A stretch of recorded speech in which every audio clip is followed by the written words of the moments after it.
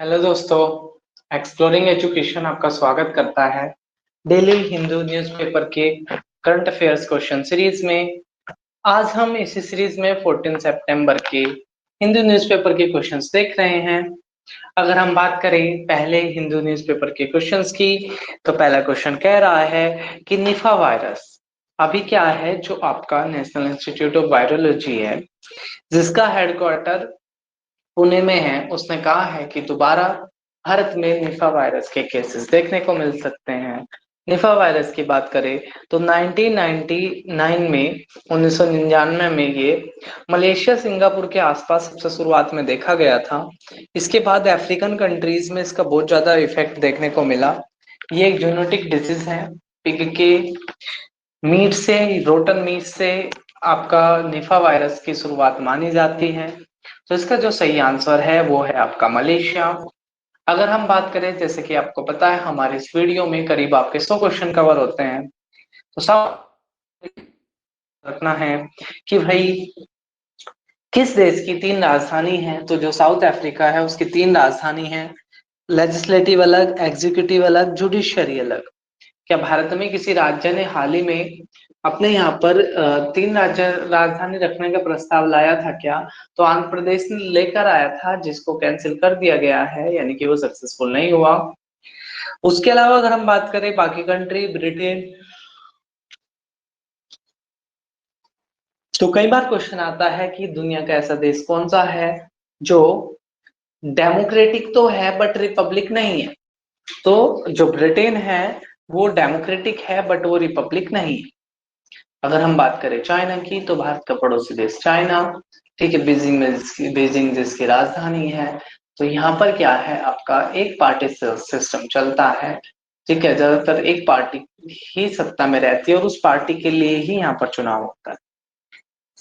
आगे बढ़े हम नेक्स्ट क्वेश्चन पर। वो कह रहा है where is the headquarter of national institute of virology. तो ये मैं ऑलरेडी आपसे कवर कर चुका हूँ, पुणे में हेडक्वार्टर है नेशनल इंस्टीट्यूट ऑफ वायरोलॉजी का। नेक्स्ट अगर हम क्वेश्चन की बात करें, तो क्वेश्चन नंबर थर्ड कह रहा है कि कावेरी वाटर डिस्प्यूट, कावेरी नदी को लेकर, कावेरी नदी के जल के विवाद को लेकर किन दो राज्यों के बीच में, ठीक है, आपसी संघर्ष चलता रहता है? तो तमिलनाडु, केरल, कर्नाटका और पुडुचेरी, इनमें आपका विवाद चलता रहता है कावेरी को लेकर। और अगर हम बात करें यहाँ पर तमिलनाडु की राजधानी आपकी चेन्नई है, एम के स्टोलिन यहाँ के सीएम है। केरल की राजधानी तिरुवनंतपुरम है। और पुडुचेरी जो एक यूनियन टेरिटरी है, माहे कारिकल यमन नाम के क्षेत्र से बनता है पुडुचेरी। कई बार क्वेश्चन आता है ऐसी कौन सी यूनियन टेरिटरी है जो एक से ज्यादा राज्यों में फैली हुई है। इसके अलावा अगर हम बात करें कर्नाटका की, तो कर्नाटका की राजधानी है बेंगलुरु। नेक्स्ट अगर हम क्वेश्चन की बात करें, क्वेश्चन नंबर 4 कह रहा है कि कौन सा राज्य सबसे पहले prime minister Vishwakarma scheme launch करने जा रहा है? प्राइम मिनिस्टर विश्वकर्मा स्कीम के तहत क्या किया जाएगा? जो आपके कामगार है, जो हस्तशिल्प है, जो हाथों का काम जानते हैं, उनको ट्रेंड किया जाएगा ताकि उनका जो जॉब का जो पोटेंशियल है वो बढ़ सके, अर्निंग पोटेंशियल बढ़ सके, यानी कि उनको स्किल्ड बनाया जाएगा। वो लेटेस्ट मशीनों के साथ किस तरीके से काम करे, ये चीज उनको सिखाई जाएगी। यहाँ आने वाले राज्य की बात करें, महाराष्ट्र की राजधानी मुंबई, उत्तर प्रदेश की राजधानी लखनऊ, मध्य प्रदेश की राजधानी भोपाल और मणिपुर की राजधानी इम्फाल। नेक्स्ट अगर हम बात करें क्वेश्चन नंबर 5, तो क्वेश्चन नंबर 5 कह रहा है कि कौन सा स्टेट एक फंक्शन की तरह ऑर्गेनाइज कर रहा है भारत के प्रेम्बल को, भारत की प्रस्तावना को, जिसमें करीब आपके बहुत सारे लोग साथ में क्या करेंगे, भारत के प्रेम्बल को पढ़ेंगे। तो अगर हम प्रेम्बल की बात करें, प्रस्तावना, तो ये हमारा इंट्रोडक्टरी पेज है। इसको संविधान सभा की जो पहली मीटिंग हुई थी 13 दिसंबर 1946 को, उसमें जवाहरलाल नेहरू ने ऑब्जेक्टिव रिजोल्यूशन के नाम से इसको पेश किया था। आगे चलकर ये भारत के संविधान की प्रस्तावना बना और इसको heart and soul of Indian constitution यानी कि भारतीय संविधान की आत्मा भी कहते हैं। यहाँ पर भी तमिलनाडु आया है, तो चेन्नई राजधानी है, एम के स्टालिन सीएम है। महाराष्ट्र मुंबई राजधानी है, एकनाथ शिंदे यहाँ के सीएम है। आंध्र प्रदेश यहाँ की राजधानी यहाँ की जो राजधानी है वो अमरावती है, और विशाखापट्टनम यहाँ की प्रस्तावित राजधानी है। कर्नाटक की राजधानी क्या है आपकी? बेंगलुरु है, और इस क्वेश्चन का सही जो आंसर है वो आपका कर्नाटका ही होने वाला है।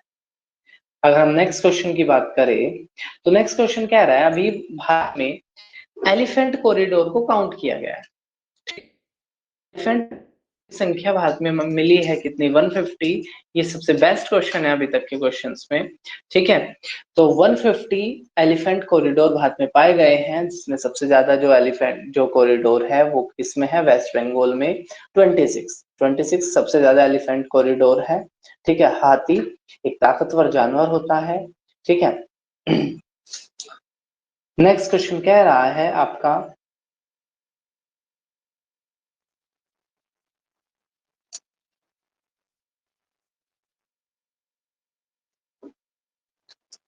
नेक्स्ट क्वेश्चन कह रहा है कि पेरिस जो एग्रीमेंट है वो कब साइन किया गया था? तो जो पेरिस जो एग्रीमेंट है वो 2015 में साइन किया गया था, जिसका टारगेट था कि हमें सेंचुरी के एंड तक 2 डिग्री सेल्सियस के टेम्परेचर को कम करना है। तो अभी हाल ही में एक रिपोर्ट आई है जिसने ये कहा है कि दुनिया जो पेरिस एग्रीमेंट है उसके हिसाब से नहीं चल रही है, या दुनिया का जो रुख है उसके हिसाब से पेरिस एग्रीमेंट के टारगेट को अचीव कर पाना बहुत ही ज्यादा मुश्किल है।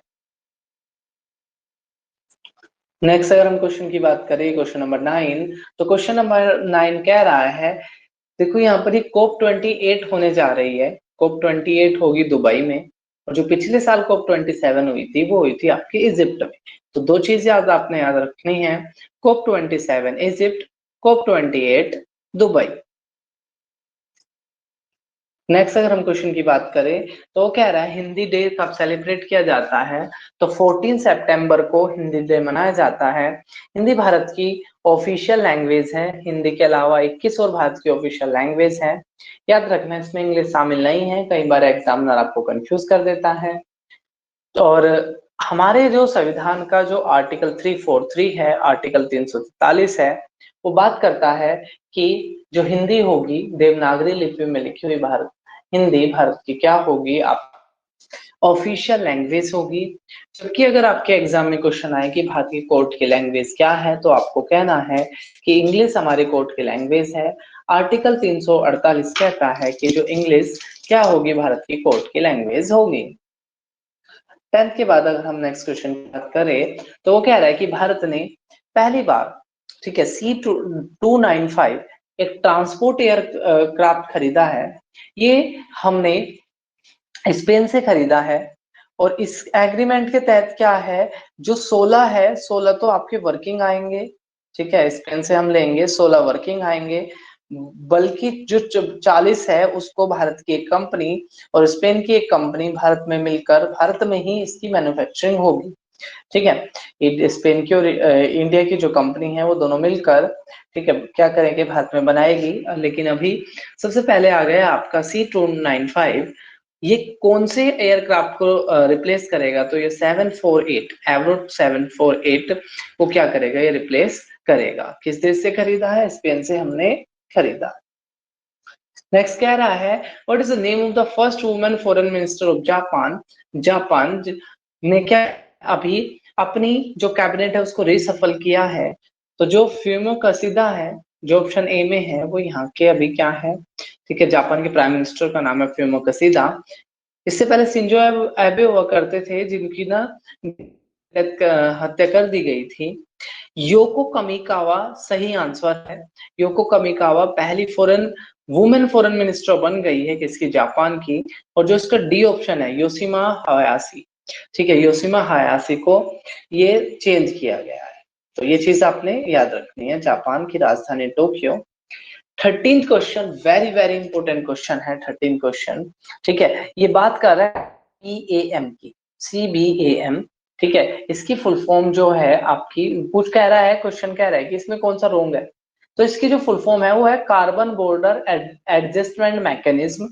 इसमें क्या किया गया है, जो यूरोपियन यूनियन है, यूरोपियन यूनियन ने क्या किया है कि भाई जो कार्बन आप बना रहे हो, किसी जैसे स्टील बनाया, आयरन बनाया, इलेक्ट्रिसिटी बनाया, फर्टिलाइजर बनाया, तो आपको अगर आप यूरोप में या यूरोपियन यूनियन को एक्सपोर्ट करना चाहते हो तो आपको ये डिटेल भी साथ में देनी पड़ेगी कि आपने इससे कितना कार्बन एमिशन हुआ है।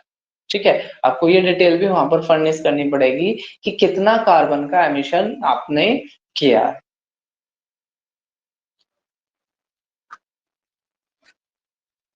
तो क्वेश्चन में पूछा था कि भाई कौन सा इसके बारे में रॉन्ग स्टेटमेंट है। तो पहला सही है, दूसरा भी सही है कि ये मैंडेटरी है कार्बन के बारे में जानकारी देना। ठीक है, और तीसरा आप भी आपका सही है कि जो रिपोर्टिंग है वो किन किन चीजों में, आयरन के लिए, स्टील के लिए, एल्यूमिनियम के लिए, फर्टिलाइजर के लिए, इलेक्ट्रिसिटी के लिए मस्ट है।